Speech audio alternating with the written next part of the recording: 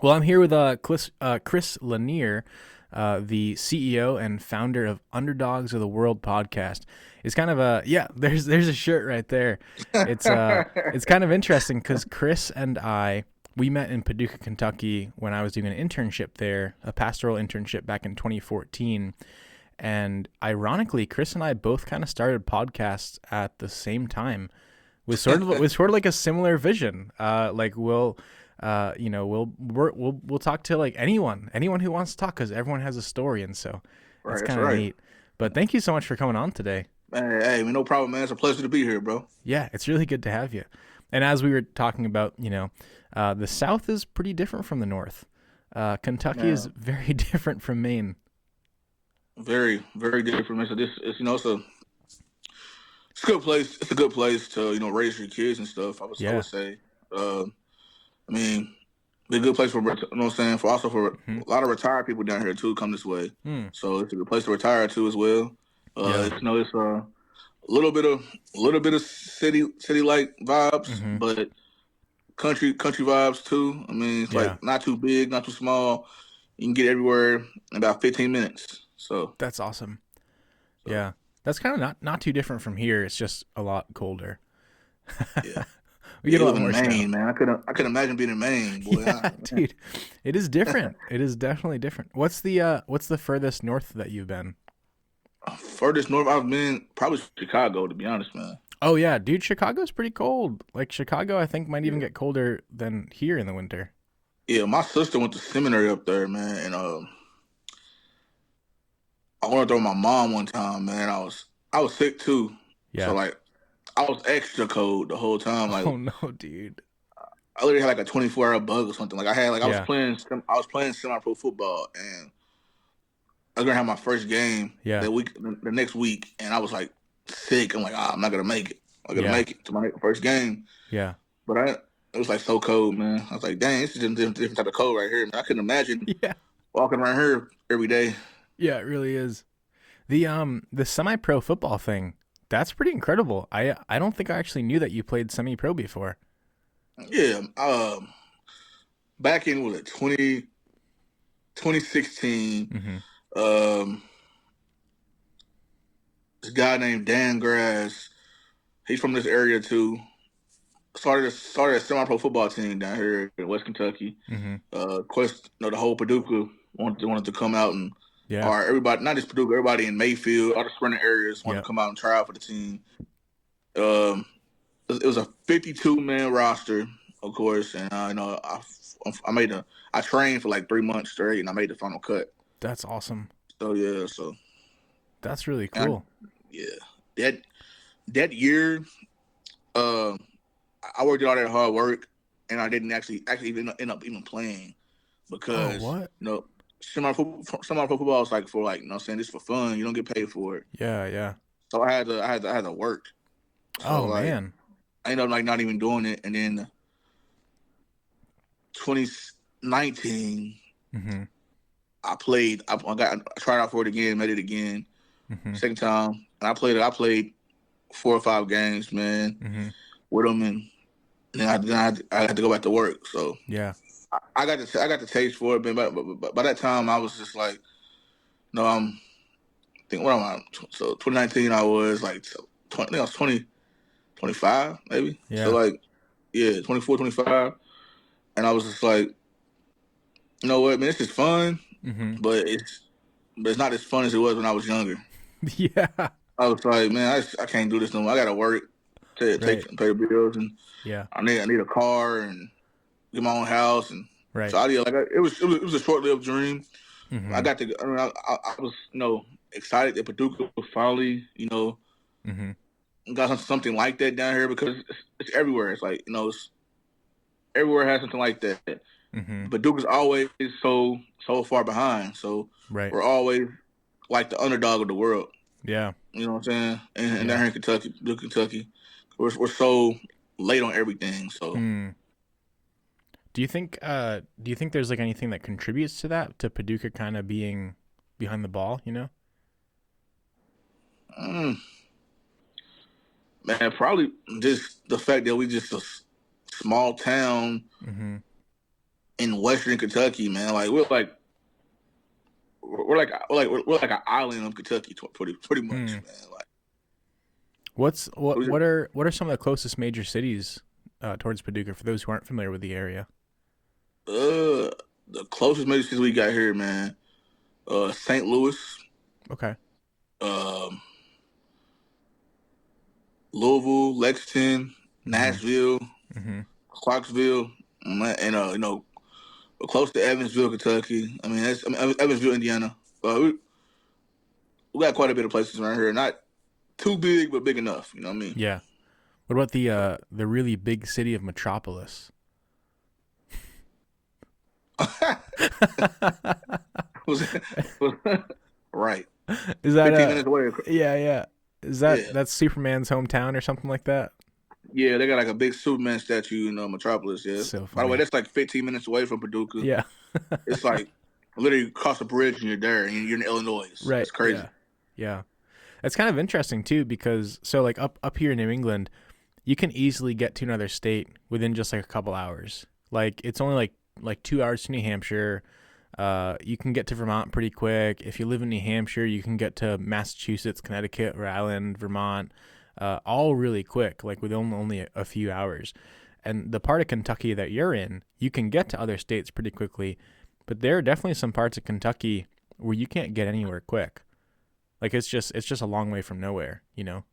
Yeah, it is. Like we can get to like I said, Metropolis, Illinois, Mm-hmm. and we can get to Tennessee in about an hour Mm-hmm.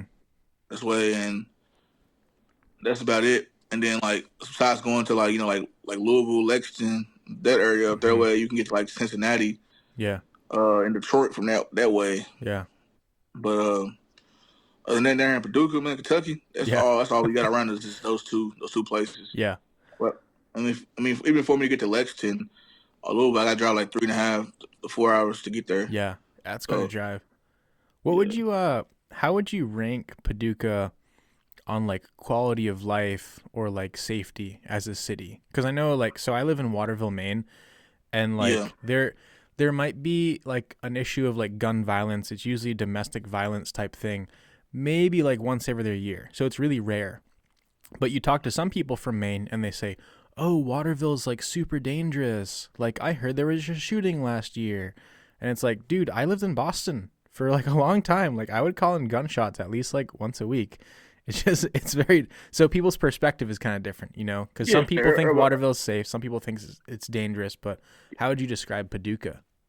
I mean, overall, like I said, it's a safe place Mhm. to live. Like I said, raise kids. I mean, of course, you always got your bad apples. I mean, we've had shootings and killings down here as well, Hmm. mainly back in the '90s. Okay. And like maybe like two or three last couple years, but like Mhm. it's stuff happens, but it's Right. not like Chicago or nothing like Yeah. that. You know what I mean? Like Right. or like the Compton or places like not like Yeah. that, but like Yeah. we've had our fair share of violence and crimes down here over the Mhm. years and stuff like that, but nothing too major, man. It's just about who you got in your city, man. Who you got in your city Right. that's up to no good, pretty much. I Yeah. mean, Yeah, I think you can't escape it, like no matter where you go. But even like yeah, you know, when I lived in Boston for 5 years, people would say like, "Oh, you live in Roxbury or you live in Dorchester." Like, "Oh, I heard it's like really violent." Not really. Like it's not like Detroit or like DC. That's a totally different yeah, animal. yeah. Some of those Speaking of cities. DC's pretty bad. I got family in DC, and I'm actually Hmm. tomorrow. Well, Saturday morning, I'm going actually going there. I'm going on a plane for Hmm. vacation. Me and my wife are going to see my family members, and they Oh, cool. they live directly in the middle of the hood, which is crazy now. Oh no, dude, you gonna go strapped? Man, unfortunately, I don't have a gun, man. So no, I'm not going to strap. Yeah, I'll let you I need borrow one to go one. down there, but yeah, my Yeah, family like they live like they live like the nicest house on that block, but yeah, it's crazy. yeah. But yeah, I've been twice in my life up there. Mhm, Uh, no, once to DC. I was when I was 12, and mhm. I'm going back at 29. So Yeah. so It's Yeah. crazy. That's nice getting away though for a little bit. Are you guys gonna I, spend the whole week there? Or? yeah, we're gonna spend like 3 or 4 days there. That's awesome. And I got family all over the place. I got family in DC and then Virginia, Mm-hmm. uh, all over Virginia, and then DC, Baltimore, Yeah. places like that. I'm actually technically staying in Fredericksburg, Virginia, Okay. because my aunt and uncle live there, and they welcome us into their home, so we're gonna stay with them. That's A much awesome. safer location, Yeah. so we're gonna go, and they're gonna show us around and be our taxi driver, I guess. But That's cool. That's awesome. so Where's most of your family located? dad wise, my dad's side, Uh huh. Virginia, Okay. and and then mom's side, Paducah. So Okay. So I'm guessing your parents met, got married, and then ended up settling down yeah, in Paducah. well, my parents technically didn't. They never got married. Okay. My mom met my dad through my uncle. Yep. They were stationed in the military together in Korea, and Oh, really? Oh, wow. like so when they both got back to the states, they both ended up years later ended up back in Fort Campbell, Yeah. Kentucky, Fort Campbell, and they clicked back up, hung out, and he brought my Hmm. dad to Paducah and met my mom and my whole family and Yeah. stuff from there. So That's cool. that's kind of how my mom and dad they met, so Yeah. Yeah. through my uncle. And then, where's your wife's family from? They're from her her her mom's side of the family is actually from Louisville area. They're from this place called Okay. Mount Washington, Kentucky, and her dad's from Springfield, Missouri. So, Okay. Right on. so like yeah, You guys have been married for a little over a year now. little over a year now, a little Yeah. over a year, man. Now It's you been don't. it's been a rewarding year and a half. Yeah. Yeah. A lot of ups and downs, but Yeah. we get past it, and so we grow stronger as a couple at the end of the day. That's awesome. Yeah. Try to keep God in our relationship. That's so We gotta, awesome. so Yeah, I wouldn't trade marriage for like anything in the world. Like it's just I don't know how to explain it to people. But it's just super rewarding. And we have days where we do not, see eye to eye on something, but we always come yep, back around. We'll bring things to prayer. We'll talk about stuff. We'll, kind of try to figure out where one another is coming from, and it always works out in the end. But it's so nice to have someone to see at the end of the day that loves you unconditionally and cares about you and wants to spend time with you. most definitely, man.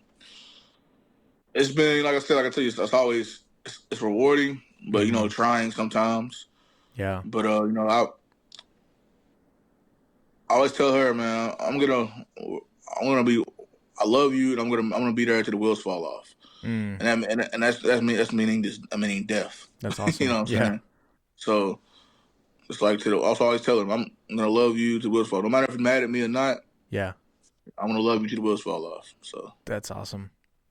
What would you say if you could give, like in your first year and a half of marriage, if you ran into someone who's been married for, 6 weeks or 6 months, kind of before that threshold you've gotten to, what would be like the best pieces of advice that you could give them? Someone who's just newly married, like brand new. have a short memory.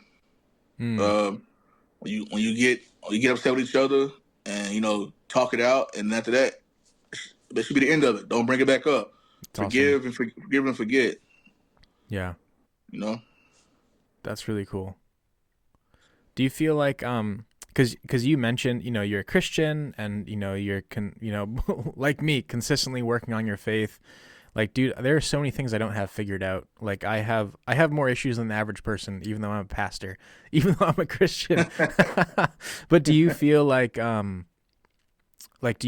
been really formative for your marriage that you guys are both Christians? It helps, man. Like Mm-hmm. it does, man, because it says she's a minister's daughter, Mm-hmm. and what I'm saying, her whole family's been ministers on her dad's side of the family. So like Mm-hmm. her faith being so strong, helps my faith getting stronger, because like when I'm falling off the rock, and I'm struggling with my faith. You know, Mm, she's the one that kind of grounds me and brings me back. that's You know, awesome. hey, like, you know, recently I've struggled like a lot recently, man, with with Mm, my faith because of just the fact that just feeling like trying to find my calling or whatever, and mm, getting call myself first grade and getting mad at getting upset and mad at God, and mm-hmm. because like he's not showing me like what the way, at least in the time manner I want. But what I realize is that so I can pray to God for these things. What am I doing to what am I doing to for him to speak to me? I'm not Yeah. reading the Bible. I'm not doing none of that. I'm not praying to him.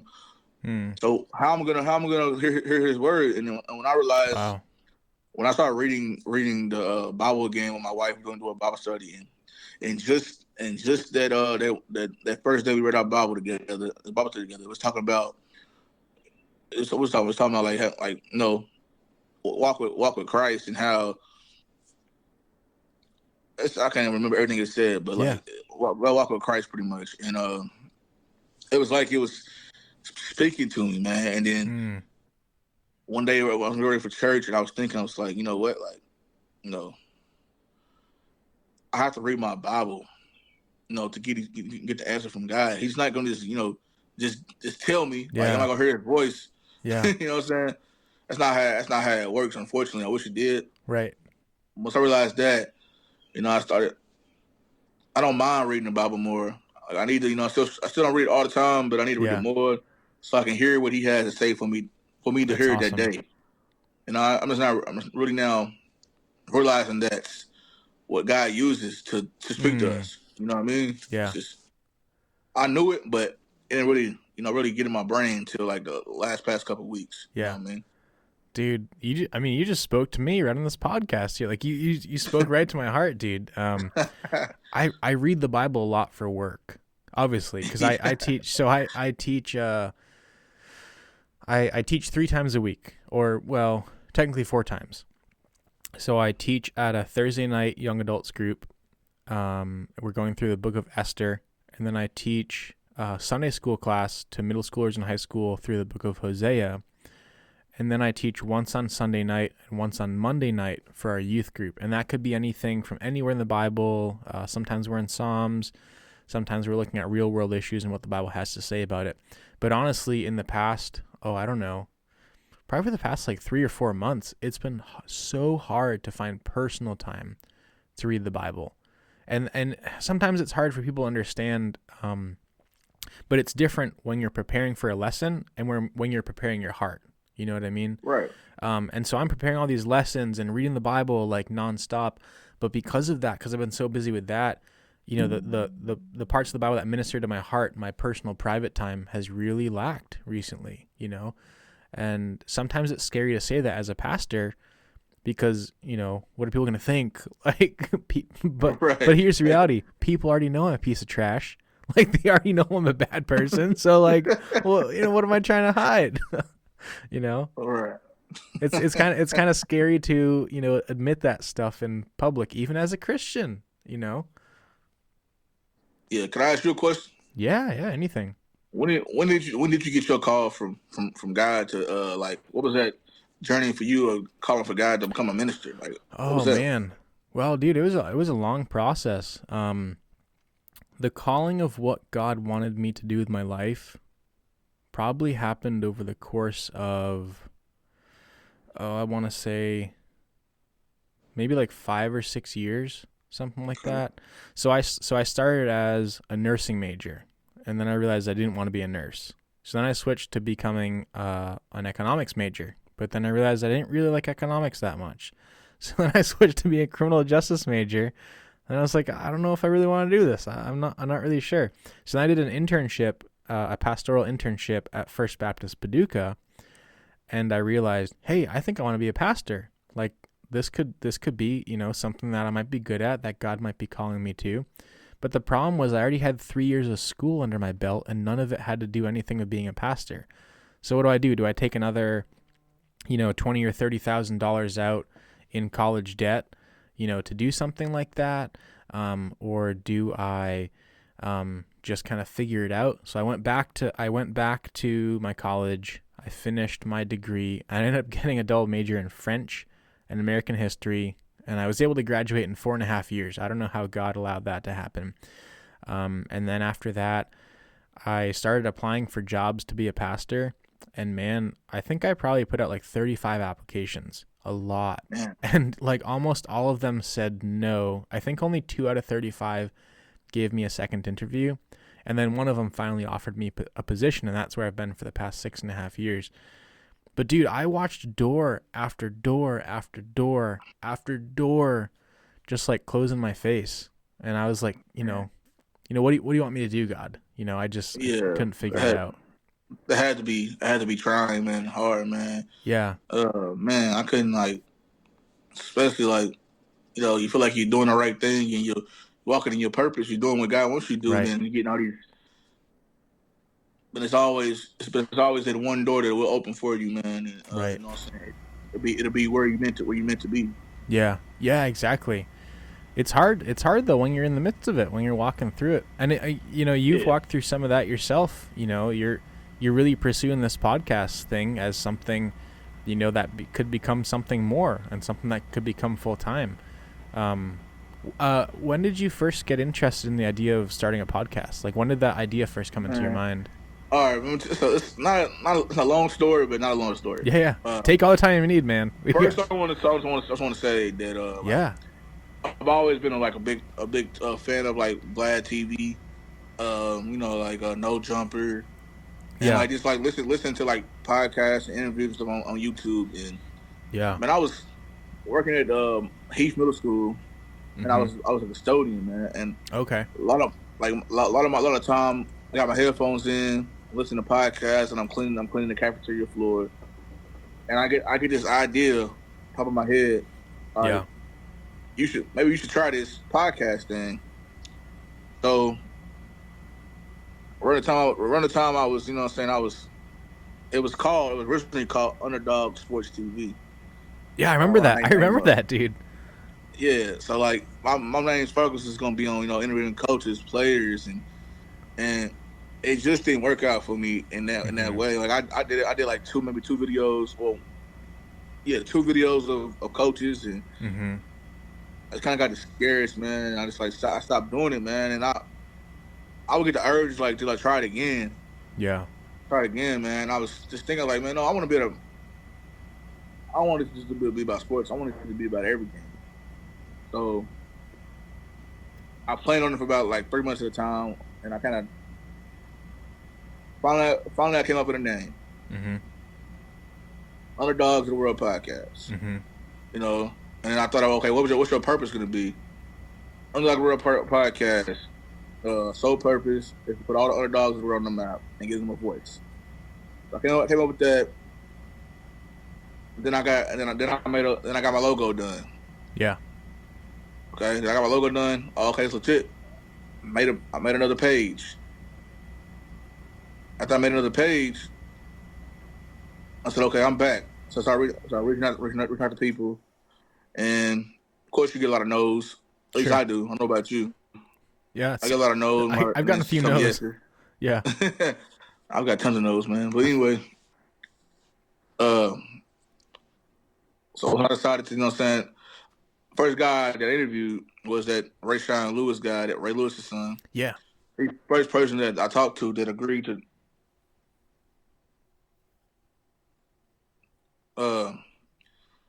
Sorry, I lost train of thought, man. I got text messages from my watch.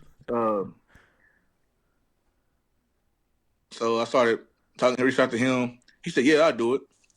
So I came up with a time. I did his, man, and then as I was doing it, even though it was a terrible interview, and I was nervous, and I'm sure you can tell in that video interview, I was nervous as crap, and I got the bug again. Hey, Chris, you can do this, man. That was a bad interview, but I enjoyed doing it. Yeah.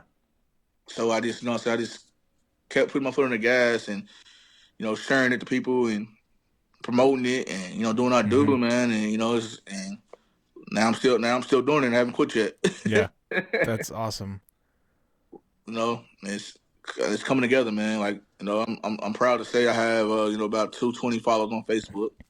That's I have awesome. 717 followers on Instagram, and then Oh I have wow, 52 followers on YouTube.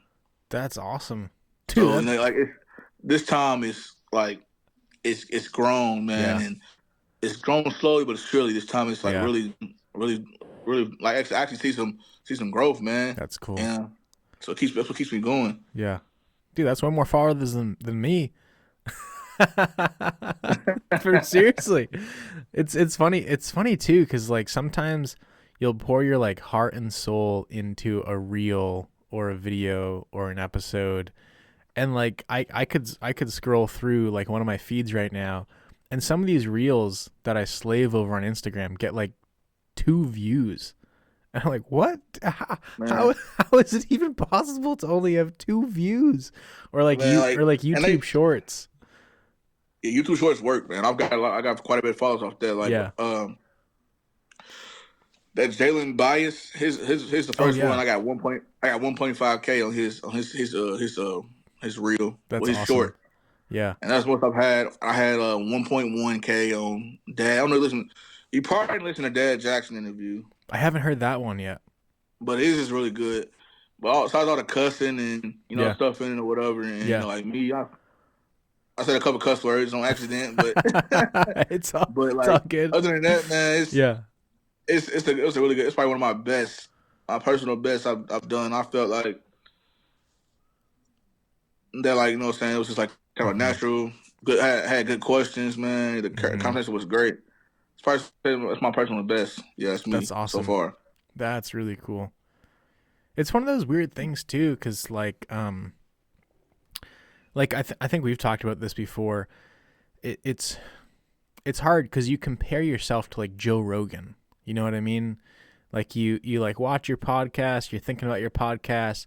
Joe Rogan has a completely unrealistic budget compared to us. Like we have families we have to take care of. We have jobs we have to go to. We can't just like do this full time. We can't afford to fly people in on private jets and guarantee them like a million views.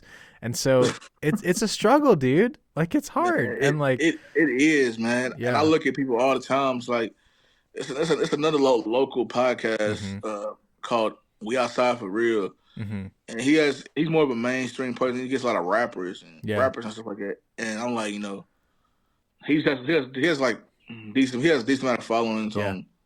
on not really on Instagram, but on YouTube. He has more than I do, at least. Yeah. But his videos all about the rapper and like more like, Mhm. saying, their struggle and their life and stuff like Right. that, which is it's really good. But me, I'm like, okay, I seen that, but I want mine to be about all the underdogs of the world. You know what I'm saying? Not Mm. just not just a particular Right. particular genre. Yeah. Everything. I don't care. Entrepreneur, Yeah. business. I'm saying entrepreneur, football player, basketball player, comedian, pastor, act, whatever, Yeah. whatever you is, man. You are welcome on the podcast, man. And I will put it together video for you. I will put you out there, man. I'll try my Yeah. best to promote you and Yeah. everything. Just that's what I want to bring to the world. Something positive. I mean, I can Yeah. negative stuff, man. Like all this, like I don't know if you see. I'm a big podcaster, and I Mhm.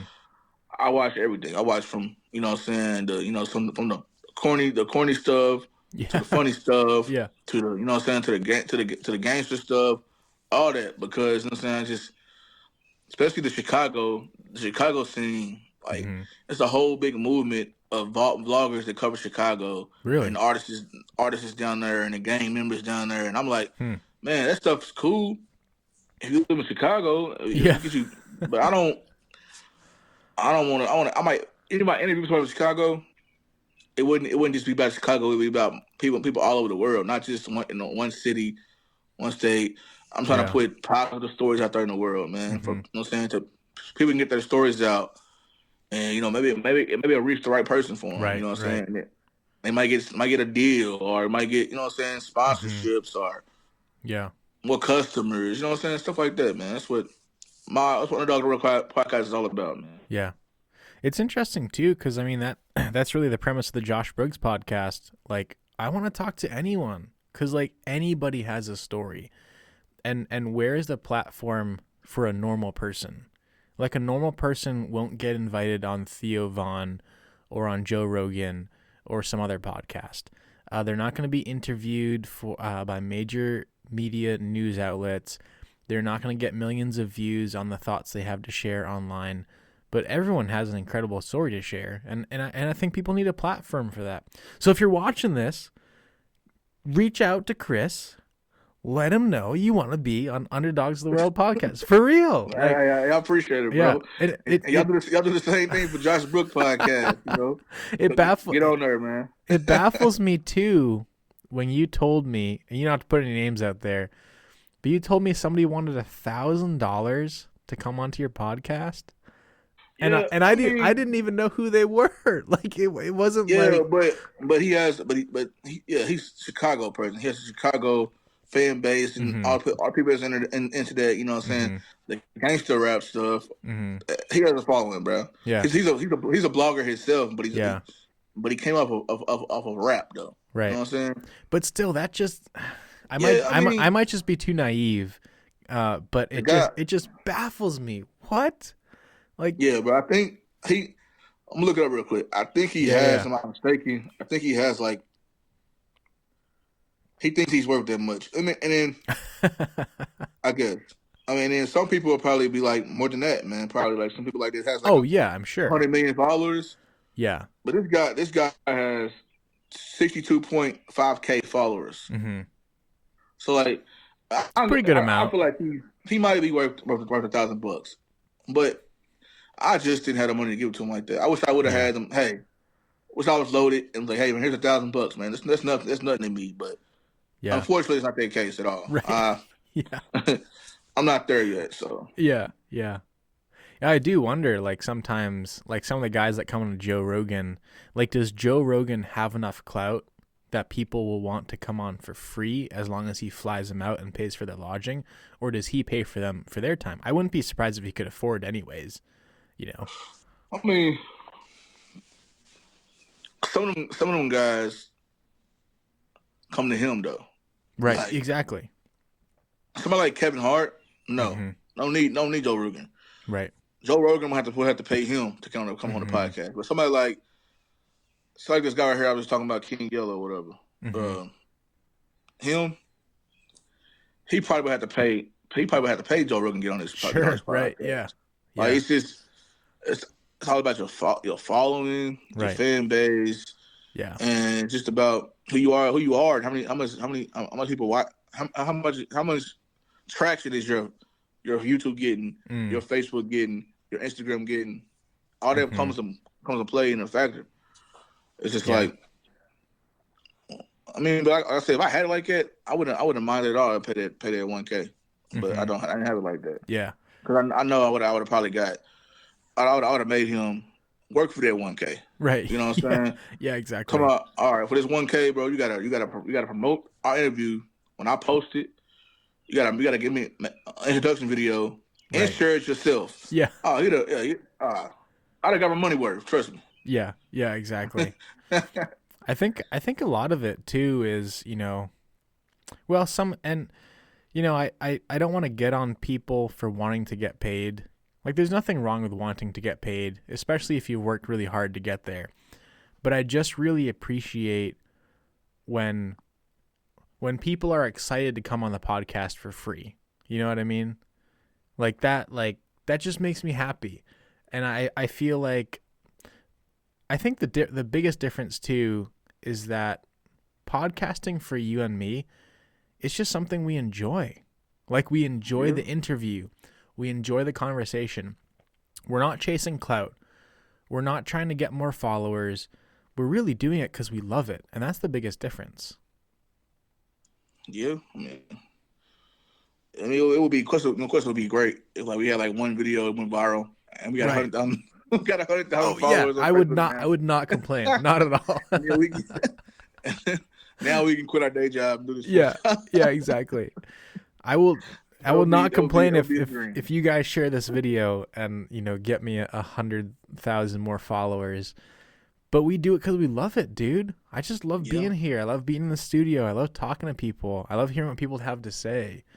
Right. I mean, plus you have, if it's all about money, we still wouldn't be doing it right now because it was right. Yeah, exactly. Dude, probably just would have quit a long time ago though, without money. But yeah, dude, my podcast my podcast has lost me money. Like I had to buy equipment. I had to build a studio. Yeah, I don't have all that fancy equipment stuff like you got, man. Yeah. I like your room, by the way. This room's dope, man. I appreciate it. We're looking for a house right now, matter of fact, and I'm hoping to get like a small little room where I can do my podcast and enough to have a guest in it. Yeah. Man, look at this purple house. This perfect house. Yeah. They have like a room just for that. Right. But we put a great bid on it. Yeah. But we lost it because the person that offered for cash money. Oh man. We can't beat cash money, man. We don't have cash money. We got loan. Yeah. This so the actual studio is only about it's probably only about 12 by 12. It's not very big. It'd be a very small bedroom, but it's in the basement, so there's more room outside of this. So I'm hoping we can find something where I can have my own podcast room. Yeah, that'd be awesome. Maybe outside the house, so when I have people over, they gotta go in my house. They can just be. Yeah, that'd be great. So yeah, so you guys are house hunting right now? Yo, we are house hunting, man. We are officially house hunting. That's exciting. Yeah, it's very exciting, man, but it's also very stressful too, man. I know. Where are you guys? Man, so many people, man, are like doing the same thing, and it's all about who has the most money. Right. Exactly. That's like, man, I hate that. I'm like, looking for a house has to be competition too. Yeah. My job's competition. My podcast is competition. Everything's competition. Yeah. You gotta do it because you love it. But as far as like houses, where are you guys looking? Oh, we've been looking on Lone Oak area. Okay. Nice. West Paducah area. Yeah. Buckner Lane area. It's like just all over, man. Oh dang, dude, Buckner Lane is nice, isn't it? Yeah, but it's really, really, really nice. Yeah. But it's a place called it's a street over there called Cardinal Lane. Mm-hmm. That's where we bid it last time. Yeah. It's a nice neighborhood. Yeah. So that was pretty great, man. Yeah. It was a great opportunity, man, to see just to be able to look at that home, and even though we didn't get it, it's like, hey, like this is what we can have, man, eventually. But God might have something way better for us. Sure. Yeah. It's hard to tell. I know when we were looking through the housing process, which, by the way, if you had the time and whatever to do this, I would totally film it. Like, we filmed everything and made like a fake episode of House Hunters, and I'm so glad we did, because we can go back and look at like all the houses we looked at in the process and stuff. But there were so many houses that it seemed like they just like slipped right out from under us that we missed out on. And then God was just like, well, what about this one? And I was like, well, it needs a little bit of work and whatever, but that's the one. Like, we just knew it was the one, even though it wasn't perfect, Now, yesterday, we looked at the house yesterday. That was like, it was like kind of like that too. Mm-hmm. But it was just too much of a hassle, man, to fix that house up. Like, it was just too much. Oh, yeah. Too much wrong with it. Too much we didn't like about it. Yeah. The location was perfect, but the house smelled like cat pee. And it was just like. Oh, dude. Yeah. I was like, no. Yeah. Can't do it. Yeah. Yeah. There is a house we saw at one point, and it smelled like someone had smoked cigarettes for like 20 years in the house. It was bad. It was really bad. Like, it smelled like a cigarette factory, and you just can't get rid of that smell easily, Yeah. Like, right now, my mom's living with us, and if she doesn't find a house in town and soon enough, she might have to move with us. And I was like, this smell would drive my mom crazy, man. Oh yeah, my mom has like the most sensitive smell you ever heard of. I said, Mom, you must have been a ham dog in your past life or something, man. Because like, Yeah, dude. because she can smell anything. I'm like, Mom, like That's no. so funny. Yeah. My mom's the exact same way. Very I'm like, I don't sensitive know what it smell. is. Like, y'all know it's too sensitive, man. Like, Yeah. even when I was a kid, I come home from football practice. She's like, "Go get in the shower." That's awesome. When did I'm like, all right. when did you start playing football? I started playing football in the third grade, man. Dang. Oh, that's real young. Third That's grade. awesome. You know, football was a big part of my life, man. Mm-hmm. Growing up, man, it was just like football was like my identity Hmm. for a long period of time, man. Mm-hmm. Like Is that where you it got the nickname? yeah. Well, my brother gave my first day of practice. Mm-hmm. My brother put some tape on my helmet and Mm-hmm. put Big Chris on it, and That's awesome. and that name kind of just stuck with me. Even Yeah. to this day, I see my old coaches. Hey, what up, Big Chris? You know what I'm Yeah. saying? Like, Yeah. it's kind of stuck with me, man, my whole life, man. Big Chris. So that's why I go by that name. Yeah. Everybody knows me by growing up. Yeah. So, but yeah, man. Speaking of Big Chris, you and your wife posted something interesting on Facebook the other day. You guys are kind of starting on this weight loss journey, which I think, dude, it takes a lot of guts to post that on Facebook. That takes a lot of guts to do that, man. I need to lose some weight, but I'm not as brave as you to put that online. That's cool. I mean, yeah, bro. I mean, that picture was a good angle, so I didn't look that big in the picture. But I've gained quite a bit of weight, man. Like it's crazy, man. Like all like just being married and Yeah. eating what you want to eat too no more, and not working out, not being active no more. It comes to a point where like creeps up on you. Right. Next thing you know, you're 300 pounds. You know what I'm Yeah, saying? dude. So Yeah. it's just yeah, man. I've always been type of person that held weight good. I never Right. looked my weight. I never looked my weight growing up, but now I'm just like I can't ever be this big again in my life, man. Like Yeah. it's getting bad, man. Yeah. Dude, that's smart to tackle that now, though, because you try to tackle that when you're like 55 years old, it's probably almost impossible, you know? Yeah, I'm not. No, we've been going to the gym, and I'm trying to stay consistent. I have a you know what I'm saying, a lot of experience in working out. I Mm-hmm. started working out at 15 years old, uh, and in high school, and I know what to do. I love working out. I've did powerlifting before. You know what I'm saying, it's my forte, man. So I feel like I'm kind of just coming home. You know what I mean? Yeah. That's Being in the awesome. gym. And my wife, she's exact opposite. She was actually a band geek, so Oh, really? so like, I mean, she wasn't like an athletic person, and Yeah, all that yeah, stuff like that. She's more like an artsy person. yeah. You know what I'm saying? So you know, the jock marries the band geek. It's Yeah, crazy. you could do like a marching band gym regimen, you know. Get her on the treadmill with like a flute, you know, so she's walking around like playing the flute. Hey, I'm gonna tell her that too. She played the French horn, so Oh yeah, like dude, bring the French horn to the gym. Let's go. just play this song while we're working out. Yeah, yeah. It's funny too. You mentioned, you know, you get married because the joke is always, you know, you get married and you stop caring about your appearance, so you gain weight. But it's true. It's 100% true. Like my wife and I got like when my wife and I were dating, before we were married. You know, we're ordering salads and, you know, going to the gym together and really trying to impress each other and show one another how healthy we are. And then we get married and it's like fried food and takeout and we don't need to go Man, to the take gym care anymore, bro. all the time, man, all the Yeah, time, yeah. And it hits all your the time. wallet Like too. man, bro, it does. It hurts. It, like you spend a lot of money on fast food and like man, but with white people, man, they they eat for everything, man. It's like, Yeah, dude. all Dude, right, 100%.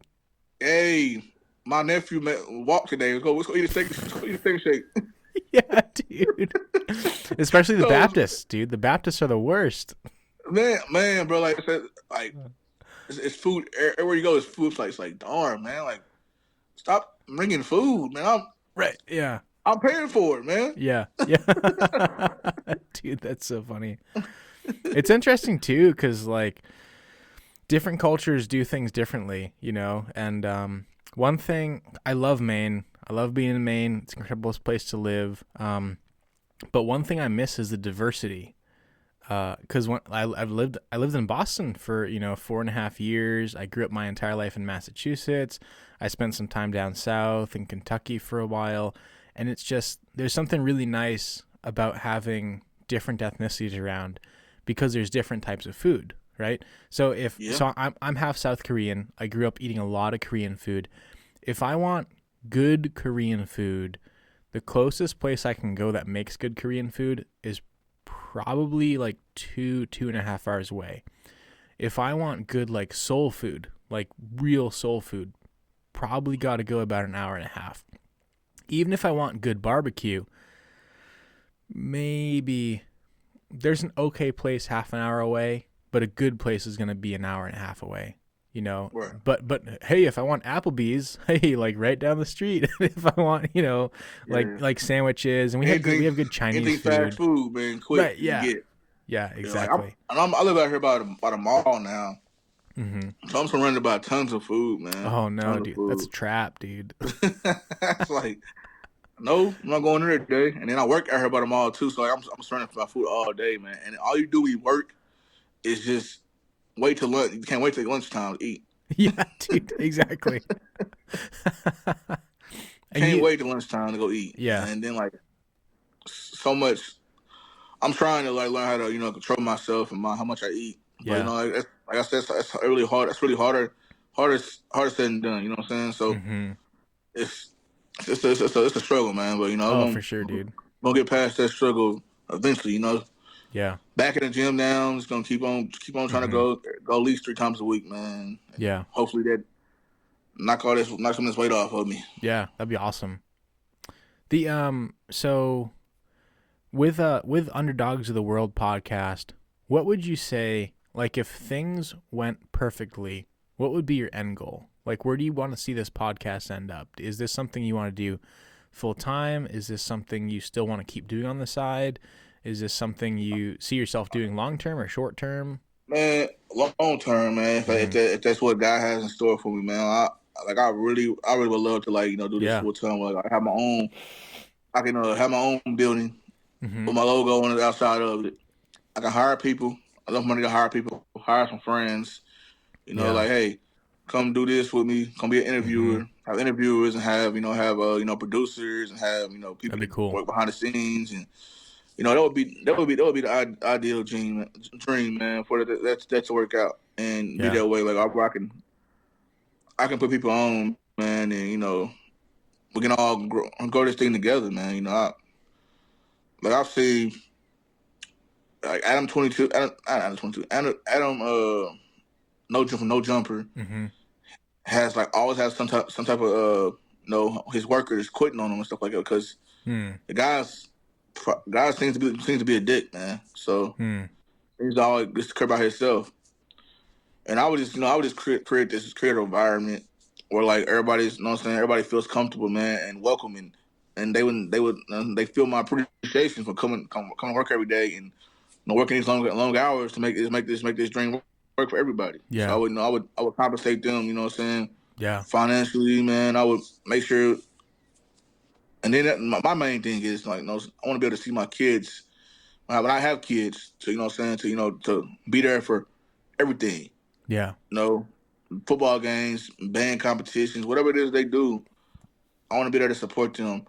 And I want this so they can say, hey, when they get old my age, hey, my dad was at everything. Right. My dad was at all my events. He never missed anything. Yeah. I don't want to be an absent father, man.